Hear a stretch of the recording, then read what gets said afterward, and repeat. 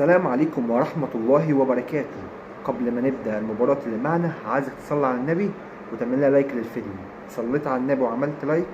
طب تعالى اما اقول لك النهارده ان شاء الله معنا مباراة في ريال مدريد اليوم في الدوري الاسباني. طبعا ريال مدريد يا جدعان في المركز الثاني عشان نبقى عارفين ونبقى مأكدين ان ريال مدريد يا جدعان حتى الآن في المركز الثاني.